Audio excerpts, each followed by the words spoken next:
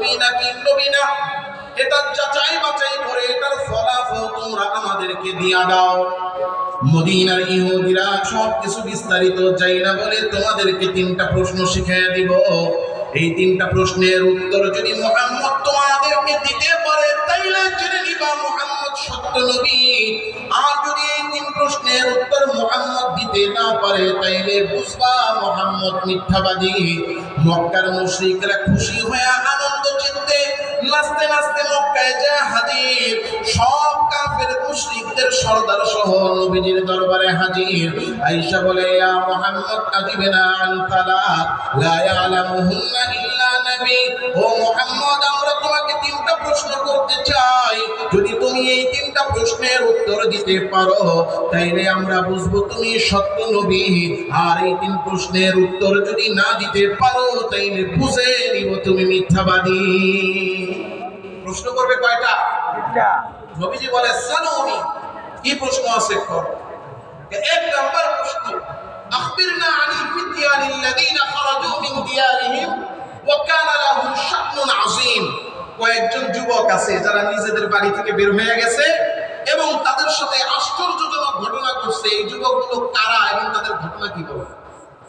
নবীজি বলেন, এক নাম্বার প্রশ্ন পাইলাম, দুই নাম্বার প্রশ্ন করো। আখবিরনা আন রাজুলিন সাফারা মিনাল মাশরিকি ইলাল মাগরিবি। ওই ব্যক্তির ব্যাপারে আমাদেরকে বলো যে ব্যক্তি পূর্ব থেকে পশ্চিম সারা পৃথিবী সফর করছে, তারও একটা ঘটনা আছে, এই ঘটনাটা আমাদেরকে বলো।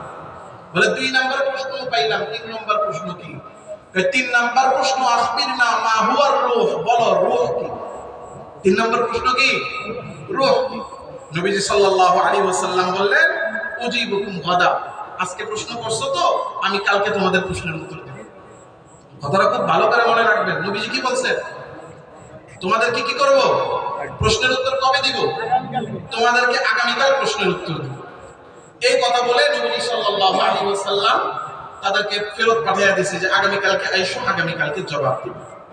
নবীজি সাল্লাল্লাহু আলাইহি ওয়াসাল্লাম অপেক্ষা করতেছেন আল্লাহ ওহী পাঠাবেন, আর আল্লাহ ওহী পাঠিয়েলেই তিনি কি করবেন? এই কাফের মুশরিকদের প্রশ্নগুলোর উত্তর দিয়ে দিবেন। পরের দিন কাফের মুশরিকের দল আয়েশা বলে, আজিবনা ইয়া মুহাম্মদ, প্রশ্নের উত্তর দাও। নবীজি সাল্লাল্লাহু আলাইহি ওয়াসাল্লাম বলতেছেন, মা ও আল্লাহ, আমি তো উত্তর দিতাম নিজের থেকে না, কার থেকে? জোরে বলেন। উত্তর তো আমি নিজে দিতাম না, উত্তর পাঠাইতেন কে? আল্লাহ। এখনো আমার কাছে ওহী পাঠান না। ভাই ঠিক আছে, উঈদুকুম গাদা, তোমাদের কাছে আগামী কালকে আসবে। পরের দিন আসছে, আয়েশা বলতেছে, হে মুহাম্মদ আজিবনা, আমাদের প্রশ্নের উত্তর দাও। বলে, আমার কাছে লাম্মা ওয়াল্লাহ, এখনো আল্লাহ ওহী পাঠান নাই। যখন এই কথা বলছেন, হুজুর আসতেছে, চলে আসছে, আচ্ছা এখন আপনাদের আসার জায়গা দেন। যাই হোক, যে কথা আমরা বলতেছিলাম